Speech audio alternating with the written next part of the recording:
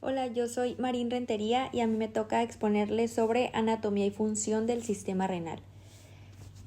El sistema renal, también llamado sistema urinario, incluye los riñones, uréteres, vejiga y uretra.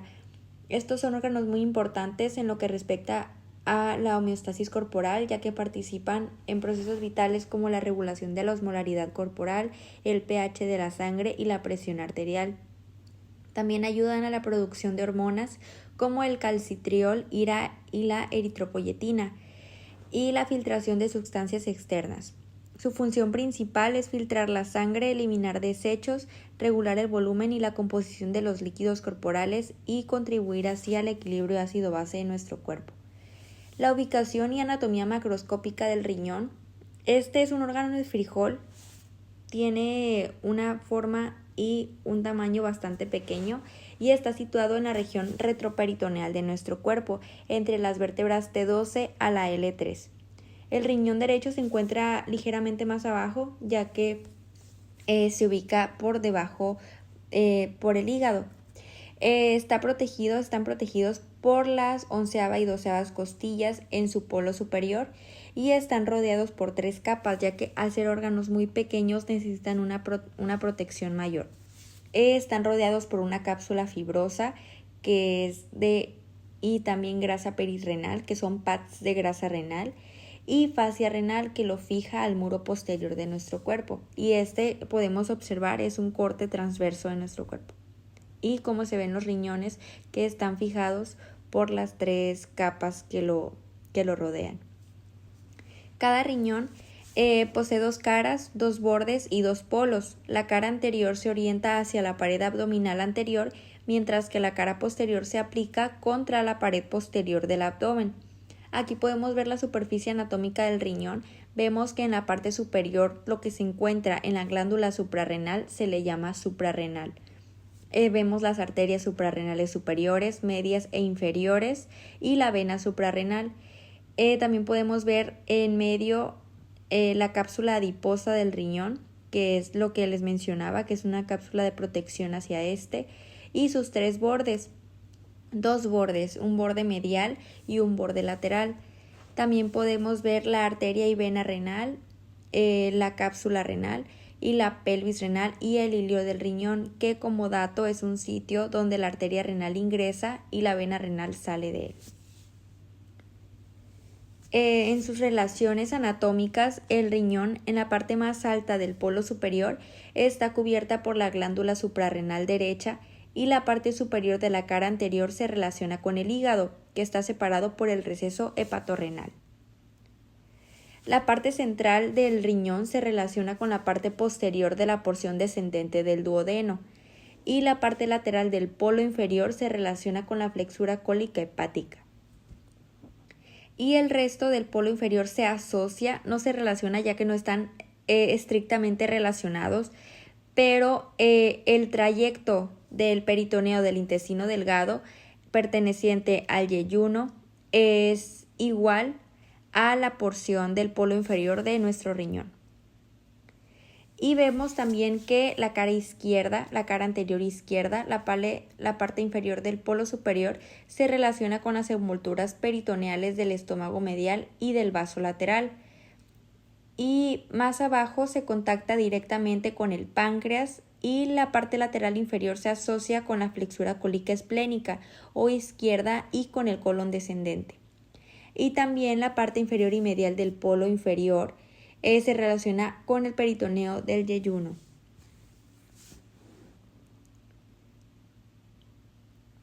Vemos también la anatomía interna de nuestro riñón, como vemos un corte sagital hacia podemos observar las columnas renales, que son extensiones de corteza renal, la cápsula renal, que es lo que protege a nuestro riñón, la base de las pirámides renales, que se refieren a nuestra médula renal, pero es una zona de transición entre la médula renal y la corteza renal.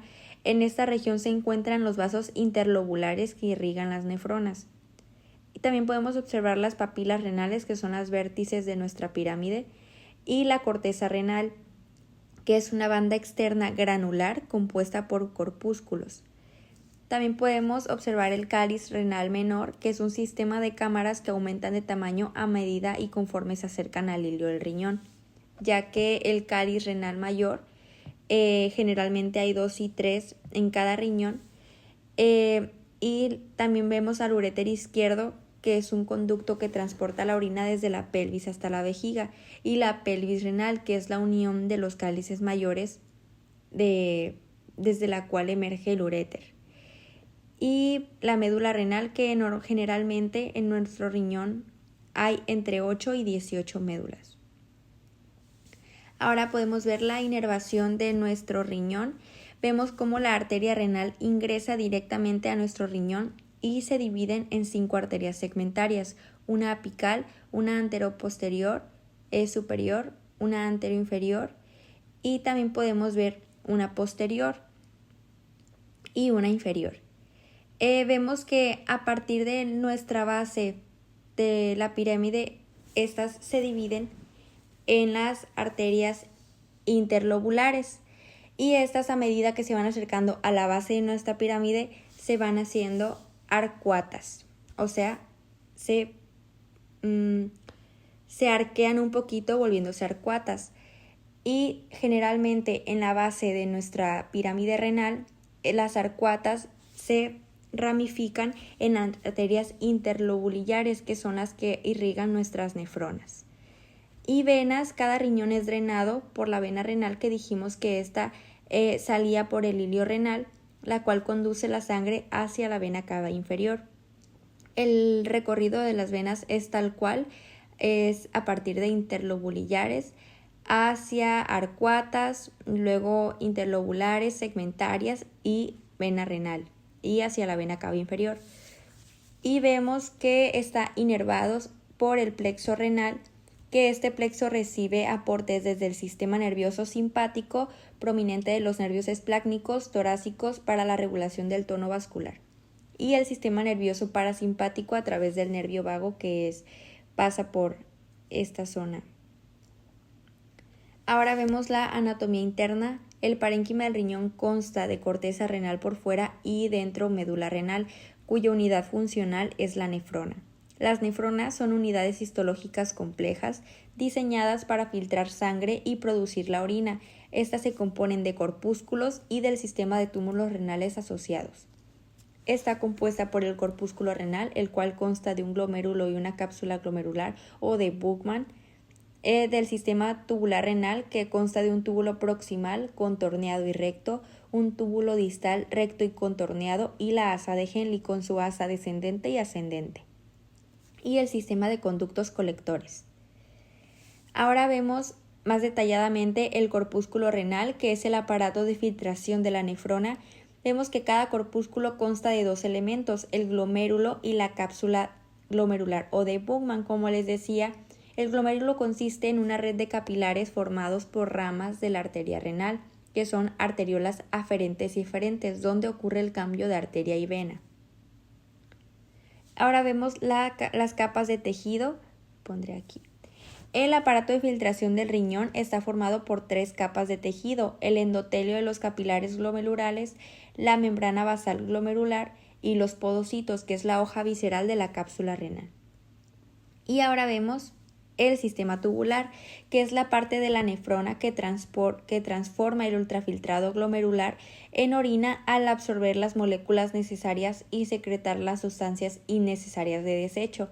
El sistema tubular consta de 3 partes: un túbulo proximal, que consta de túbulos contorneados proximales y recto proximal, que son las ramas descendentes de la asa, y el túbulo contorneado proximal, como vemos que está mejor.